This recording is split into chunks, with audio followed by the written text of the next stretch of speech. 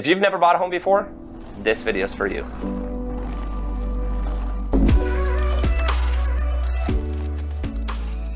Hey everyone, this is McKeown. I'm a licensed real estate agent in Dallas, Texas, and today I'm going to just discuss 6 key items that you need to know before you purchase your first home. The first thing that you need to know before you purchase your first home, and I may be a little biased, is make sure you hire an experienced real estate agent. Now, when it comes to hiring a real estate agent, each real estate agent is going to be able to provide you with something different. And I do want to make a disclaimer, every state is different. Most states, especially in my market, you will not pay for a real estate agent as a buyer.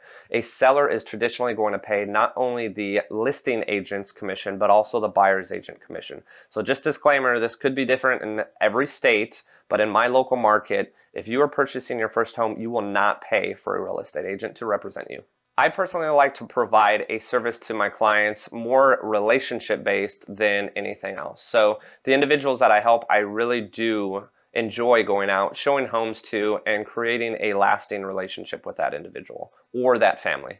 Also, a large part of my job is negotiations. So when it comes to negotiations within the contract, we're talking before an accepted contract, I'm negotiating the sales price, any kind of concessions or compensation towards your closing costs, as well as just working in your favor, especially in situations where you're dealing with multiple offers and trying to get your client the home that they love.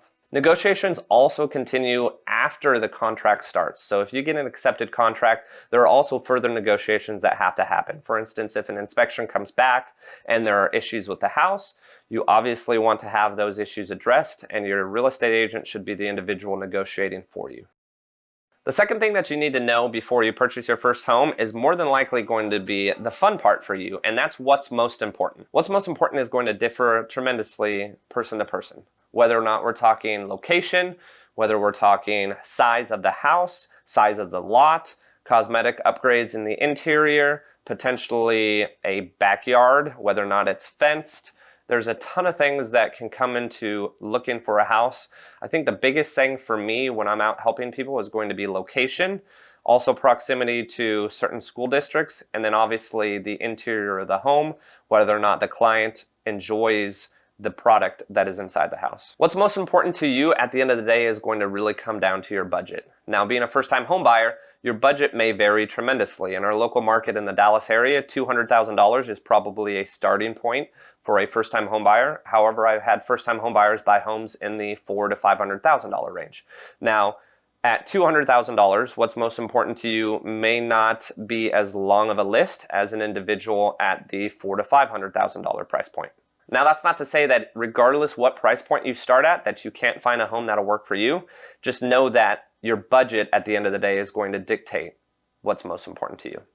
The third thing that you need to know before purchasing your first home is probably the most misunderstood aspect of purchasing a home, and that's the down payment. Now, to be completely honest with you, before I got into real estate, I had no idea what it took to purchase a house. I actually have a Facebook post of me wanting to purchase a house when I was in college, when I had no job, when I had the intention to get a job, but really no understanding of how the entire process of purchasing a home really worked. I had no idea what a down payment meant. I had no idea how much money I would have to purchase a home. And I think that's the biggest thing people get strung up on, is purchasing a home is too expensive. And I'm here to tell you that that's not entirely true. A down payment can vary tremendously based on the type of loan that you want to pursue. For instance, I'm a Marine Corps veteran. I've actually used my VA loan multiple times, and I have paid close to nothing to purchase multiple investment properties. If you're not a veteran, you're more than likely going to take advantage of either the FHA loan or a conventional loan. Now, to start off with down payments, an FHA down payment is going to start at 3.5%, and a conventional loan down payment is going to start at 3%. But at the end of the day, you can put however much money you want down. Now, when it comes to down payment, obviously that's going to ultimately affect your total mortgage payment, but the misconception that I get from so many people is purchasing a house is so expensive, when in reality it really just takes a 3% down payment in order to purchase a home. The fourth thing that you need to know before you purchase your first home are potentially hidden fees. And when I say hidden fees, I'm not talking about fees that you're not going to be aware of. Obviously, these fees will be hopefully explained to you throughout the process of purchasing the home, but I'm here just to explain them to you beforehand. So first I want to discuss your entire mortgage payment. So when we're talking about mortgage payment, we're talking principal, interest, taxes, and insurance. So first comes first, your principal. Your principal is actually what you're paying down on your entire loan. Okay, interest, obviously we all hopefully know what interest is. Interest is what you're paying for the interest of the loan. Taxes will obviously vary state by state. Taxes in the state of Texas are unfortunately quite high, but other states actually have significantly lower taxes. Now, principal, interest, taxes, and lastly, insurance. Obviously, if you're purchasing a home, you want to have insurance on it, just like you would have insurance on your car. So that entirely is what's going to make up your mortgage payment. Other potential hidden fees that you may not be aware of is owning a home is an investment. At the end of the day, you are now the individual that has to take care of that home. And if you don't take care of that home, there are going to be fees and issues down the road, meaning we're talking repairs that are going to need to be addressed. Now, the last set of fees that you may or may not understand are going to be associated with your loan. So when we're talking loan, we're talking about appraisal fees, your contingency fees, your mortgage broker fees. You're going to have a ton of fees when it comes to... Okay, get out of here. Leave this for the professionals. What Casey's trying to say is that the fifth thing that you need to know is working with a mortgage broker, an experienced loan officer, someone who's going to be an advisor to teach you those things that you need to know about financing your home, because you found the dream home, you're looking to buy your first home. Well, how do you get the money to do it? So many people think that they should apply with their bank where they have their checking account, but the real savvy real estate shoppers know to work with an experienced mortgage broker, someone who's a licensed loan officer. That's 100% their trade and what they're experienced in. Banks are great at checking accounts, savings accounts, things like that.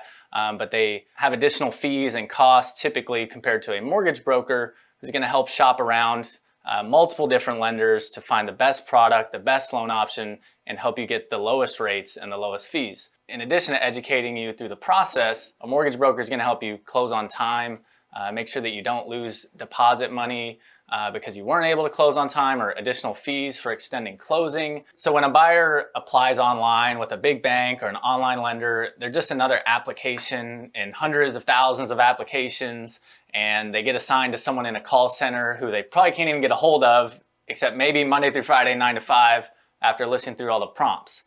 With a mortgage broker, you've got someone you can talk to, pretty much any day, text them, call them, so you have better communication, and you're important to a mortgage broker. They have less clients that they're working with, so they're able to give you that personal attention and the details that you need throughout your home buying process. So on Saturday, when you're looking at that house, or Friday evening when you're looking at that house and you want to put an offer in, you can always get a hold of your mortgage broker.